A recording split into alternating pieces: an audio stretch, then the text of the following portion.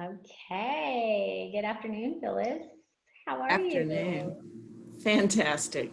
Good, good. Yeah, we're doing wonderful as well. We had our ninth home at wall raising this morning. So, of course, I'm feeling good and just like lifted from this morning. It was great to meet our new homeowner and see the neighborhood again. It's really developing and growing, and it's amazing what Habitat's been able to put out at Scenic Point neighborhood. It is a beautiful neighborhood, and we were just thrilled to have you out this morning. And nothing better than seeing another home move forward. So, thank you for Oh, that. yes, yes. So we're really excited. We're all kind of managing around the COVID stuff. So we had our handkerchiefs on and um, we were out there bright and early, so ready to go. But thank you for sitting down with me for a little informal conversation. Just wanted to catch up with you and see how everything's going with Habitat, get a little bit more intimate with you as a person and as the CEO of Habitat. And before that, I knew you from your Chamber of Commerce days. So why don't you give us a little quick introduction? Oh, Yvette, thank you. I actually started my career many years ago as a CPA in real estate accounting. And I learned a lot from that experience, but it didn't move my heart. I knew deep down that that wasn't what I wanted to do, but I did it for about 15 years. And then I had an opportunity to lead a local chamber of commerce. It was a chamber in a small community.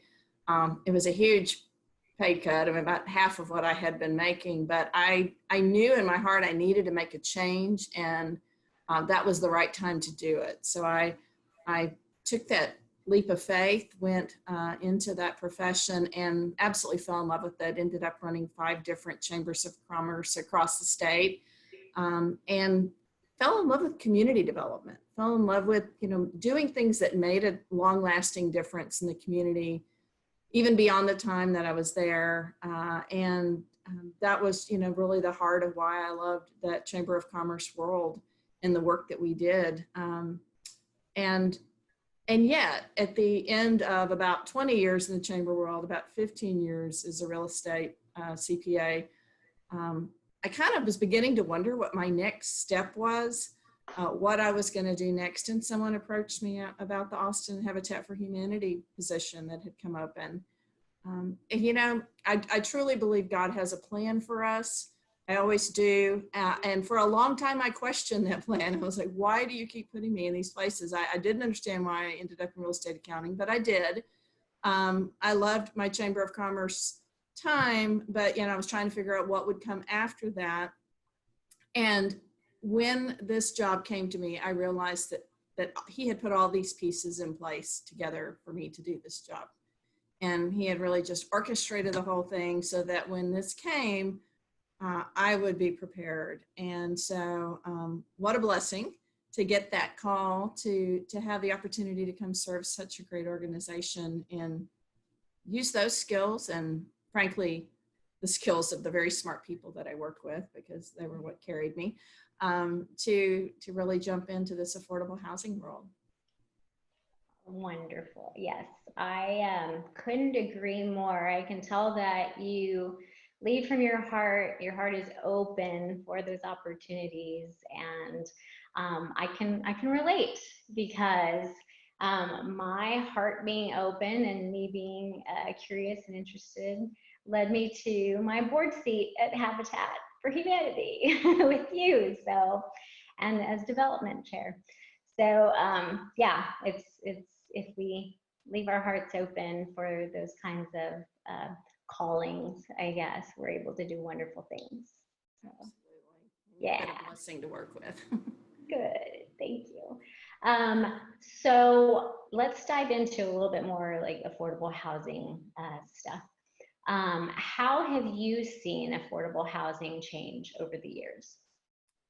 Um, it's interesting because when I entered this role, there was very little affordable housing. I mean, we were smack dab in the middle of an affordable housing crisis. But as I researched Habitat's history in the community, I began to understand that there was a time when affordable land could be purchased by Austin Habitat.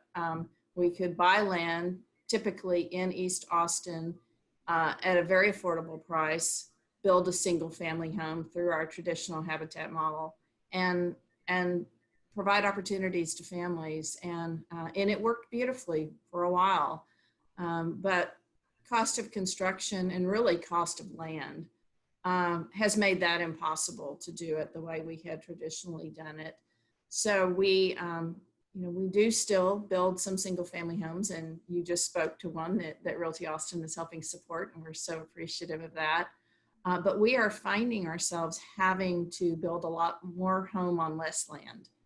And that means building up, building longer and narrower, but just putting more house on the land. We've got an innovative homeownership project, a row home project in the Miller subdivision. We've got a 5-story condo that we're trying to put a funding package together on 4th Street, really close to downtown. And so the habitat of the future in the city of Austin is probably starting to look a little bit different than the habitat of the past, but fundamentally, it's still about providing families homeownership opportunity that they can afford, and really tapping into the community to help make that happen. Yeah, that has been extremely neat to see that we are pivoting to put more people in homes on the spaces that we have. So thank you for sharing that. The other question I have is, your organization runs on volunteers. What kind of opportunities can the community participate in to help make a difference? Well, that's a really good question. And absolutely, we do operate on volunteers. We couldn't do this work without our volunteers. We build and even repair traditional Habitat for Humanity homes, and we do critical home repair on homes in the community that are not Habitat homes, almost exclusively with volunteer labor. And that has such a huge impact, I think, not only on the program, but also on the volunteers. It doesn't matter if you're a skilled craftsperson or you've never picked up a hammer. Building with Habitat can be a life-changing experience for you. It's a life-changing experience for our homeowners. Volunteers can sponsor a project, they can bring a group, they can come on their own. We even have volunteer opportunities in our restore. And frankly, sometimes we have volunteer opportunities from professionals who want to work with us using the skill sets that they use in their working world to help us achieve our mission. So there's a place for just about anybody who's interested in being a part of this affordable housing solution here in Austin. Wonderful. Yeah, we are all part of one big community. So we love to see people from all walks of life, all ages, just go out there and get their hands dirty and kind of get out of your comfort zone for a day. It is so rewarding, and just seeing what you're able to build at the end of the day has been truly a blessing. It's hard to describe how impactful that is on the person that's volunteering. I know people often come out there thinking, I'm going to go help somebody, and don't really realize how much it helps them. And then to get to work alongside family members that are building their own home and that are working so hard for this opportunity. It's as inspiring to the volunteers, I think, as it is to the families. It is. Yeah, you can't help but have a smile on your face. I mean, a helper's high is what I've been I love that. lately. Yes, it is. Okay, who are the people that you serve in the Austin community? Can you tell me a little bit more about our homeowners? Absolutely. Our clients earn anywhere up to 80% of median family income. That's 80% of median family income these days is around $78,000 for a family of 4. Wow. And so that's the upper limit, and it goes down from there. Our clients range from teachers to musicians. We've got hospitality workers and healthcare providers. We've got a lot of hardworking folks in the community. Sometimes we've got retired, disabled, veterans, single moms, families, but just really hardworking Austinites that want a safe, decent place to live. And they're willing to work hard for it. And this is an opportunity for them, and they seize that opportunity. Their stories are so inspiring. Can I tell you one? Yeah, please do. This is one of my favorites. We have a homeowner that was a single mother when she entered our program, and she was able, and we have a lot of single moms that have come into the program over the years. She was able to afford the Habitat home, worked really hard for it, qualified for it. She had the fortune of getting to work on her home alongside some volunteer professors from UT. And they actually inspired her to go back to school. They were like, if you can do this, you can do anything you really want to do. And they just, had conversations with her. She was inspired by them and their belief in her. She ended up going back to school and getting her GED. She went on and got her degree in education and later a master's in education. And I understand now she's getting her doctorate in education. So her children have gotten degrees. And, it became from a place of just somebody believing in her and then her believing in herself. Her taking on this big challenge and accomplishing it really opened her eyes to what she was able to do. And that's really the power of having a stable home, a place that you can live in, feel safe in, and build a life in. Mm-hmm. Yes, and a community that supports you too. Yeah, I mean, so I met our new homeowner this morning, and it's so interesting because she has worked with SAFE as well, which is another organization I love and volunteer with, to get a scholarship to further her schooling, and is now a Head Start teacher. And so, she's giving back to the community as well. So it all just kind of comes full circle. It's just wonderful to see. Let's see. What can you describe? What does the process for homeownership look like going through Habitat for Humanity? I talked a little bit about income qualification. So that's part of the process. A family will apply with us. We will determine whether they qualify based on current income charts that are provided from HUD through the city of Austin. Right now, a family of 4 would need a combined income of less than $78,000 a year to qualify for the program. We have HUD certified financial counselors that will work with those families, or really anyone in the community who's interested in preparing for homeownership. And they'll work them through this process to get their credit score where it needs to be. The family will agree to put in sweat equity if they do qualify for the home through Habitat, and that means they'll earn part of the subsidy. They'll work really hard for that and help support the program. And at the end of the day, they purchase the home through Habitat that has been built.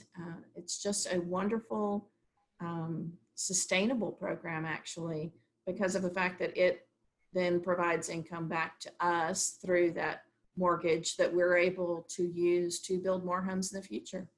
Mm-hmm. Yes, there is pride in home ownership that Absolutely. They are able to go, and the message that we try to send out is that is a hand up and not a handout, because yes, Habitat doesn't just give away homes. Right, that's Our right. homeowners work for them just as hard as any other home buyer would. Absolutely. Thank you for explaining that. So last question for you is, what is your favorite part of the home build process, or the most rewarding? I mean, I like it all from start to finish. I like everything from the fundraising to the celebrations. But I think the very favorite part is getting to know the homeowners and their stories. Their stories are so inspiring. And if I'm getting tired, if I'm getting discouraged, and I get to be around a homeowner, hear their story and what they've gone through, and why this home is so important to them, and to see how hard they're working. They're often working a full-time job, sometimes more than one job, and on top of that, putting in 300 hours of sweat equity. So volunteering on their time off, building on their home and their neighbors' homes. That's just an amazing amount of dedication. The pride that's on their faces. And, honestly, many times they get so excited about the process, they continue to earn sweat equity hours. They continue volunteering past their 300 hours because they want to continue to help their neighbors get into their homes. And so it's a beautiful community. And I love to see how that community connects with the volunteers. And they just, those relationships that get built are just absolutely beautiful. And I think that's such a blessing. It's not just a blessing that we get to help the families, but that they get to inspire us as well. Yes, they absolutely do. Yes, they kind of tell us their hopes and dreams and how much their Habitat home is going to mean to them for just a safe and stable community to be in. Yeah. Oh, how wonderful. Well, I think that is all I have for today. Thank you so much for sitting down with me. We're so excited to get started on our build next month, all COVID style with our masks, but we're gonna just have a lot of fun. So, well, we appreciate you guys. You, Jonathan, Jen, all the Realty Austin crew.